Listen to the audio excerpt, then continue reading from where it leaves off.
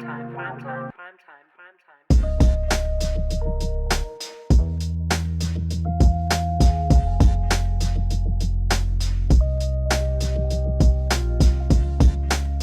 tear gas the way we always have. They don't know. But I'm like the perfect guy to be single because Creating ways for men to come together.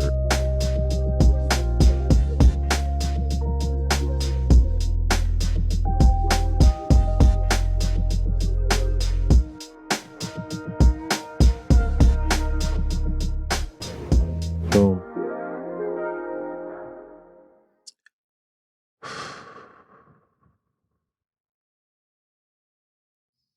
We're here. If you're listening, rate, share, subscribe. Also, if you're listening, you can also watch at BigMood TV. That is our YouTube channel. You can follow me at Eric_BigMood Coach. You find everything I do in one place. Eric_BigMood Coach. So I asked Matt if we talked about my vasectomy since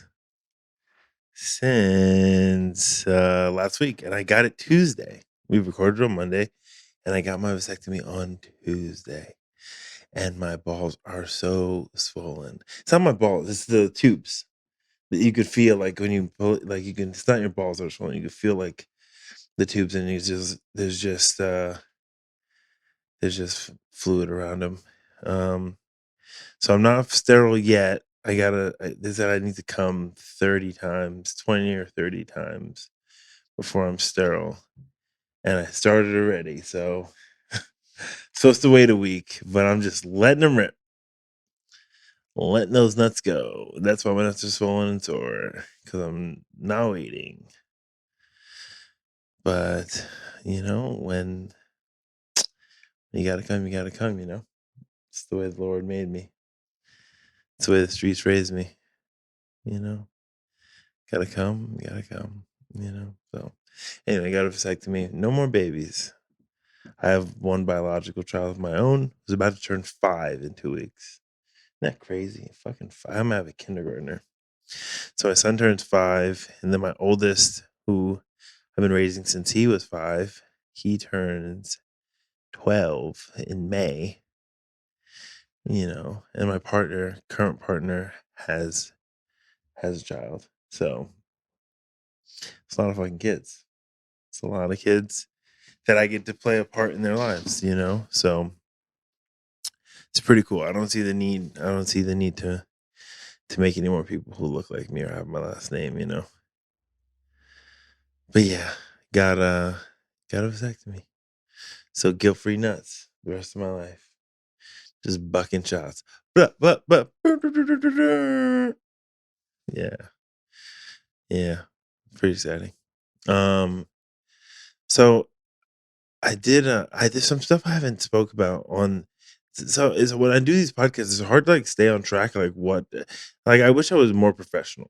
Because some people can really stay on this is what the podcast is about, and this is what we're going to talk about, and blah blah blah. And this is not how we flow. We flow with we talk about whatever comes up and whatever is on my mind. Not always what's prevalent in my business. I don't use this as a lead generator, which I use it just as entertainment.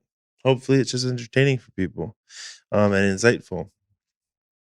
But I should talk about some of my business stuff on here, but we're not going to talk about business stuff. But what we're going to talk about is the lane that I'm in currently, and that I've dedicated that I've now been called to dedicate my time and energy to. My progression is mindset, wellness coach, and all these different coaching modalities. But more recently, I'm still doing all that goal setting and that purpose driven coaching, but and the vision coach. A lot of it's vision and purpose and self actualization. That's what we're getting into. How do you actualize who you are as at your deepest self, how you actualize that and to sift through the bullshit and get honest with yourself. Take responsibility for yourself. All the principles that I speak about on this podcast, and all the principles I went through a couple podcasts ago that we are that I encourage people to live by, and that I try to live by. We want to infuse those into people and get people living their highest potential and their highest purpose and finding their vision. So anyway, what I've gotten into is solely working with men, solely working with men. And why is that? So I did a podcast. I was a guest on a podcast earlier this morning, and she asked me why this work with men. And I shared this many times, and I say this all the time. It's kind of the catchphrase. The problem is not toxic masculinity. Masculinity is not inherently toxic, and it's almost like taboo to say that, right? Like it's thank God I'm not a white man, you know, but like being a man, you're not supposed to say that we're not problematic. I'm not inherently problematic. The absence of healthy description and healthy embodiment of masculine is the problem. And that goes into fatherlessness, fatherless homes, and that goes into lack of, lack of vulnerability within male culture, things like that. Those are the things that keep certain toxic masculine traits prevalent. So, what the lane that I've chose, that what I've been called to do, and what I really it was a calling because I was in this vision quest experience part of my life where I was just deep dive into spirituality, deep dive into meditation, and I was like, oh, I'm supposed to work with men. I've always had intimate relationships with women, close relationships, but I was like, no, I need to get close to men and do this work with men. So what we started the Hearts and Minds Men's Gathering. We started the Hearts and Minds Men's Gathering. That's every other Wednesday at My Moon Collective in Normal Heights, San Diego. And what that is a moment to explore the expressions of masculinity in a group setting, and to have different facilitators come in and express different healing modalities in the male space, in the male space. And we have different facilitators. It's not just me facilitating because we want a number of expressions of masculine, a number of expressions of masculine. So we have Shofar Graves facilitating the coming week. Ignatius has facilitated twice. Ignatius, I'll have him on. I'm gonna have all the guys on the podcast, the men's group guys on the podcast, so we can start. That's a good move. That we'll do that next week. That'll be the next move. We'll have all the guys on. Um, so we can talk about the masculine energies, and when we speak about masculine, we're not even talking about genitals, right? Like, and so on one hand, we're talking about men and and men's work, but masculine, the divine masculine we've talked about on here, and divine feminine are energies, and Shofar spoke on that when we did his podcast when he was on the podcast last year. Um, so yeah, we're talking about masculine energies. And so one week we might facilitate on dropping into feminine. What does it look like to drop into feminine without disempowering ourselves as men? Because there's nothing disempowering about feminine, but when people think feminine, they think of surrender. That's what I think. Like my girl, like when I think of her in her feminine, I think of her open to me. Vulnerable. It's a very vulnerable position for her to be in. She's open to me, and in a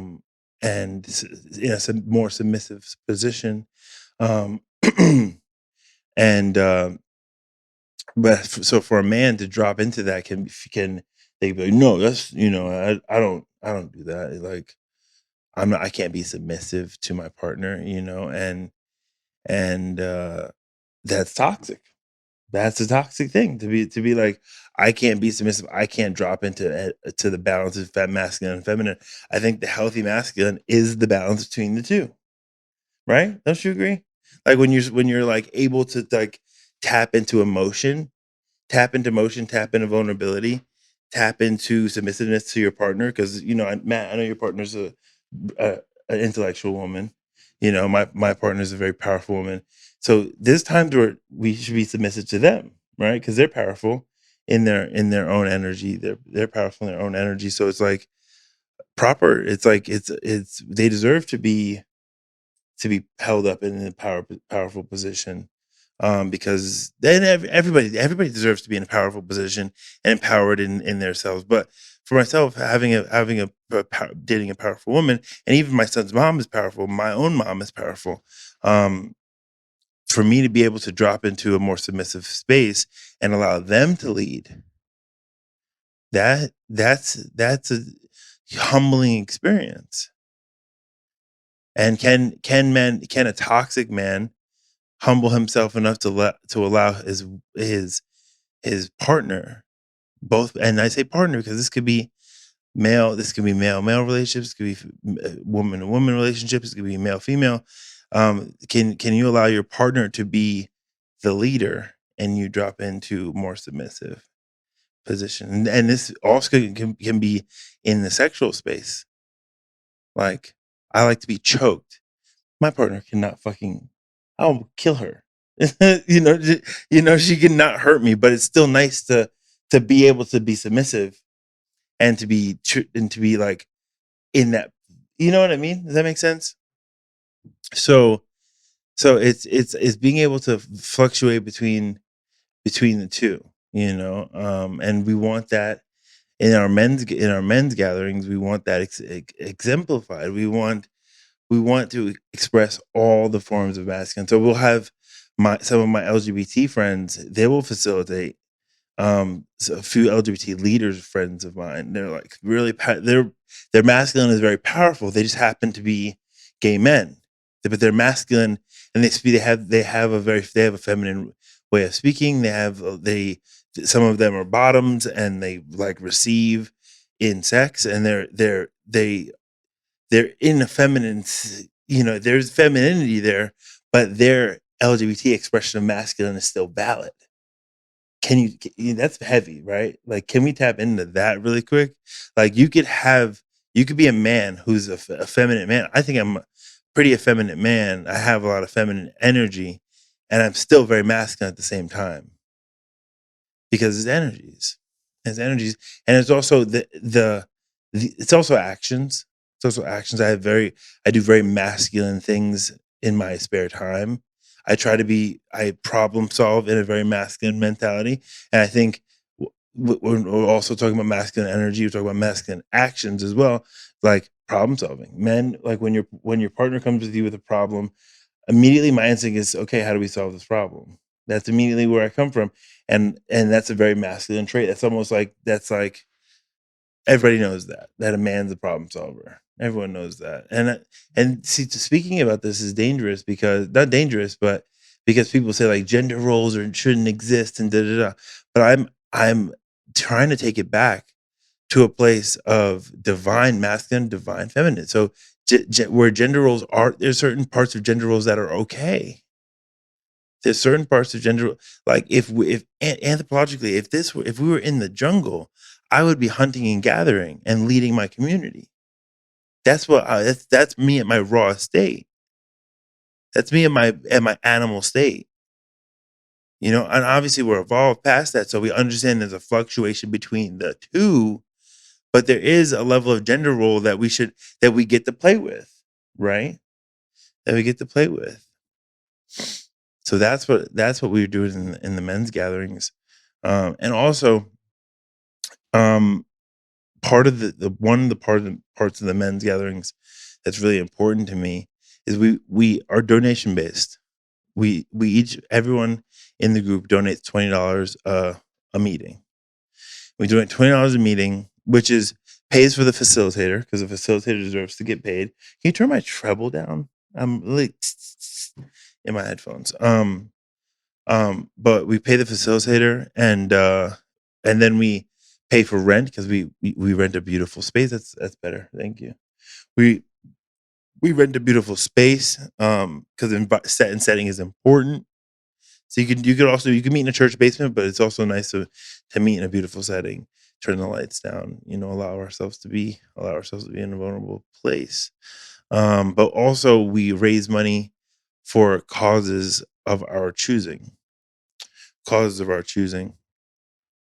So we'll get to, and sometimes that'll be feeding the homeless. Sometimes we'll save up 3 months worth of reserve of donations and go out, buy groceries, and feed the homeless.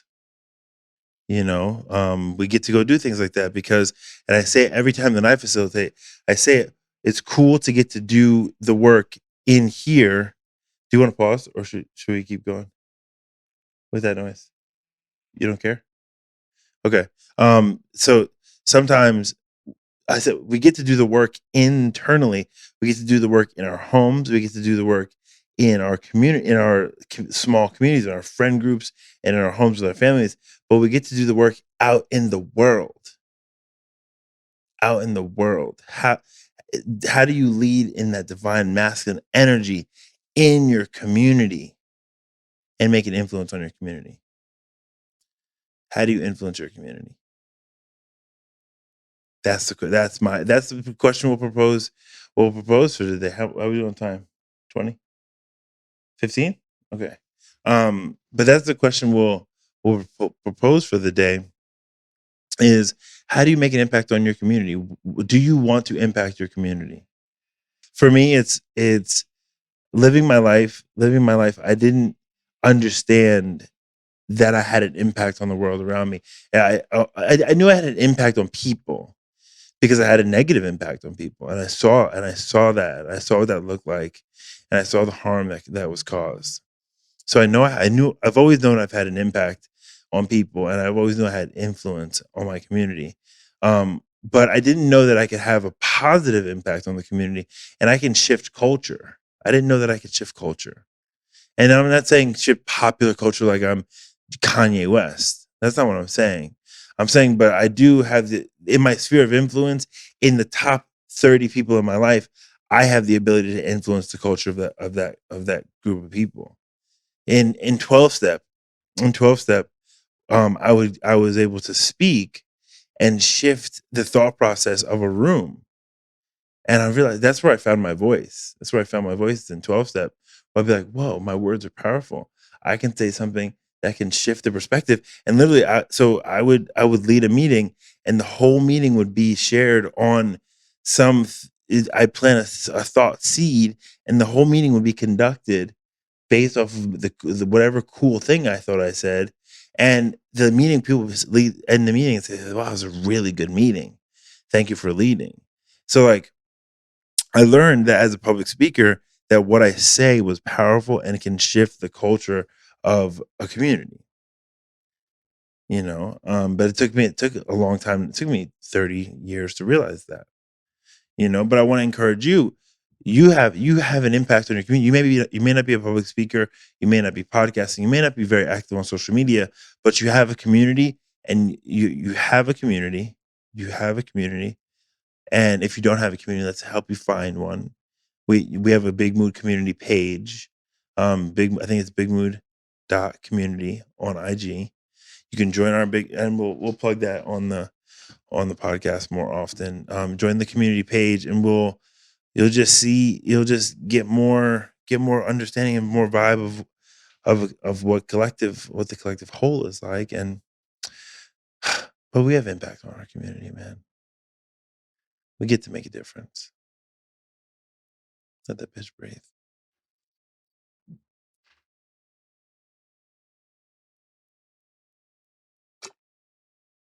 So I used to have this next door neighbor, Mr. Switzer. He was West Indian, but he was a World War II vet. World War II vet. I had to say it really slow. And he would make English tea because that's where he was stationed, and he just got accustomed to drinking English tea. So I made myself some black tea and put a little cream in it, just a drop of cream in it. It reminds me of growing up. An English tea. I don't put any sugar in it because the cream already makes it like rich, you know. Anyway, but yeah, that's what I've been called to do is to work with men, primarily and solely work with men, um, and to help them navigate not only and for the recovery too, but um, I was just thinking today, like even interventions, like I'm not, I will say it here, and I shouldn't say it. Like that's not entirely where my life is driven is like interventions and sober work. That's not where my life is. That's where I have a knack and a talent to understand that community, obviously, because I've been in a recovery community for almost a decade. So I understand how that works, and I understand the system, the mental health care system and the recovery system. I understand. I get to understand it even more and more. The more relationships I create, the more people I get into treatment. So I understand the system, and I get the parents, but it's super, man, it doesn't sometimes working with the parents is challenging. Do you know what it is? Do you know what's annoying? Everybody thinks their kid's so fucking special. Your kid's just some, and you know what? Sometimes your kid's not a fucking kid. Sometimes your kid's a grown ass man, and he's not fucking little angel. He's just some fucking guy. And I know he's special to you, but you know what, dude? But like my job is to be compassionate, and I am compassionate. Clearly, this is what I've dedicated my life to. But so that's the thing that gets me sometimes. It's like, damn, like your kid is not my entire world.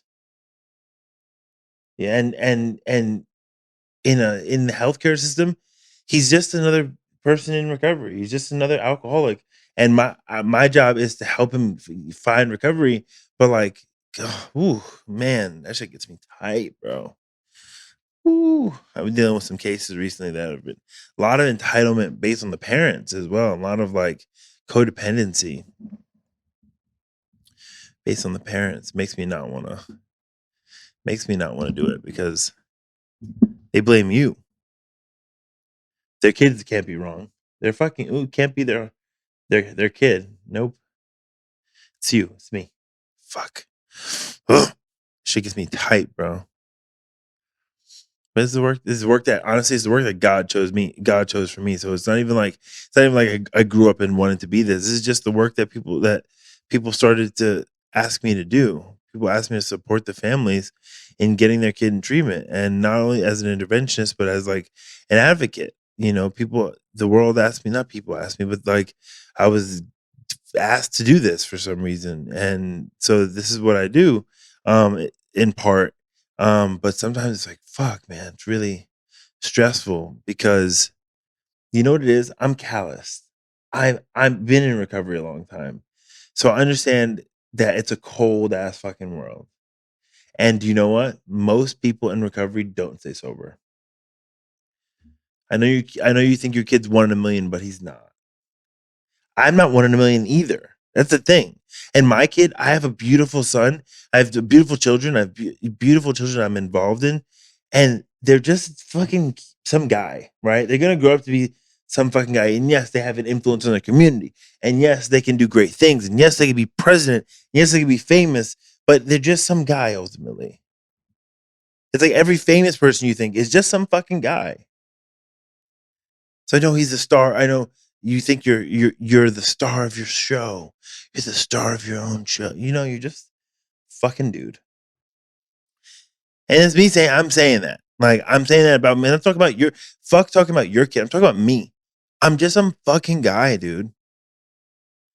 I just happen to think, I just happen to say things on a microphone that hopefully resonate with other people because I'm just some other guy. And your kid is just some guy, you know? And but I'm here for it. But I'm here to help your child save their own life. Not help you save your child's life, but help your child save their own life. That's important language. It's important verbiage to put there. You cannot save your child's life in recovery. Your child has to get out of their own way.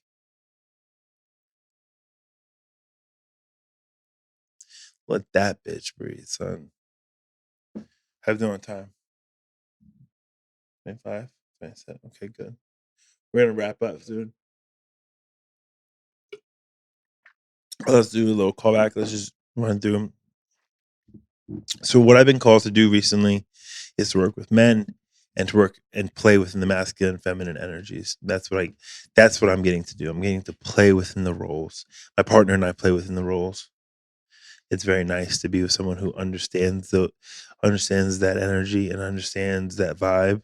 She does womb work as well and women's work as well. So we're in the polarity in our work, you know. So it's nice to play within that space, you know. It's nice to play within that space and do it on a professional level as well, and on a community impact level, you know.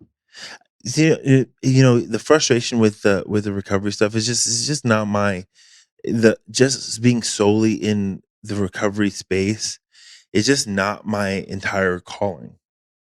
You know what I mean? It's just not my entire life. It's not my entire life's work. You know, it's and when I talk about recovery, I have to say when I talk about recovery, we're only talking about sobriety. Like I personally don't give a fuck whether someone's sober or not if you don't want to be sober. I talked about this with I did a podcast this morning. This woman was speaking about. She's like, "Let's talk about alcoholism. Let's talk about alcohol. Like, what would you tell someone who wants to stop drinking? First of all, if you drink and you want to stop drinking and you can stop automatically on your own will, then stop. If you can stop.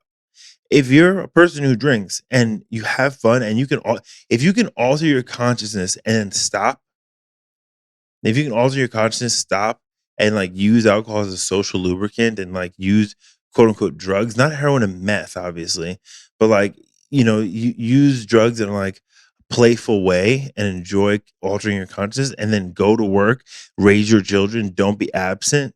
If you can do it, cool. Like good for you. It's also very cool to not have to numb yourself, but who's to say you're numbing yourself? Altering your consciousness is like psychedelics. That's not numbing yourself. That's turning the volume up, right? But psychedelics is not fucking numbing. Psychedelics is like you're going to feel what you're feeling. There's no out. And once you eat 4 or 5 grams of mushrooms, which are fucking tab acid, you're gonna figure something out about yourself, and you can't get off the ride.